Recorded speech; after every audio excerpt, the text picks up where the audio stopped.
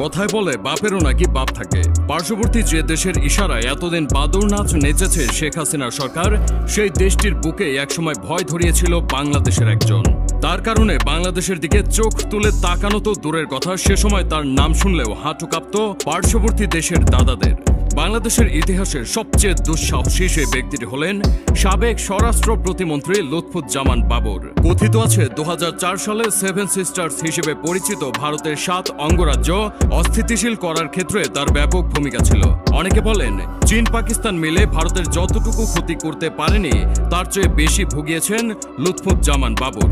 2004 সালে ভারতের এই 7 অঙ্গরাজ্য মূল ভারত থেকে আলাদা হতে বিদ্রোহ করে।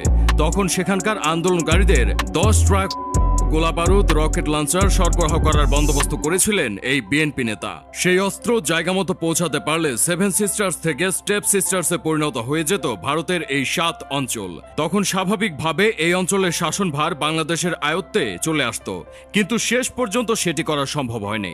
ভারতের বিরুদ্ধে যুদ্ধে সহায়তা করার এই সাহস বাবর পেয়েছিলেন তার একচ্ছত্র ক্ষমতার কারণে। 2001 সালের নির্বাচনে বিএনপির দলীয় প্রার্থী হিসেবে নেত্রকোনা 4 আসন থেকে সাংসদ নির্বাচিত হন লুৎফুজ্জামান বাবর। প্রথমবার বিএনপির হয়ে ইলেকশনে জিতে মন্ত্রিসভার দায়িত্ব পেয়ে যান এই সাবেক নেতা। মাত্র 43 বছর বয়সে তিনি স্বরাষ্ট্র মন্ত্রণালয়ের প্রতিমন্ত্রী হয়ে যান। এর পেছনে বড় কারণ ছিল তৎকালীন প্রধানমন্ত্রী খালেদা জিয়ার পুত্র তারেক রহমানের সাথে তার বিশেষ ঘনিষ্ঠতা। 1991 সালে স্বতন্ত্র প্রার্থী হিসেবে প্রথমবার সংসদের সদস্য পদ লাভ করেন বাবর।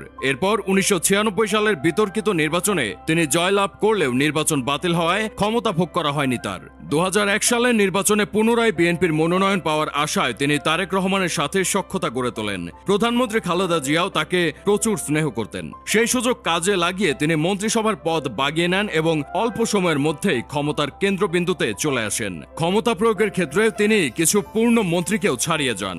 বলা হয়ে থাকে তার দায়িত্বকালে ভারত বাংলাদেশ সীমান্তে সবসময় অস্থিরতা লেগেই থাকত। ভারত একটি করলে পাল্টা দুটি ছুটত বিজিবি।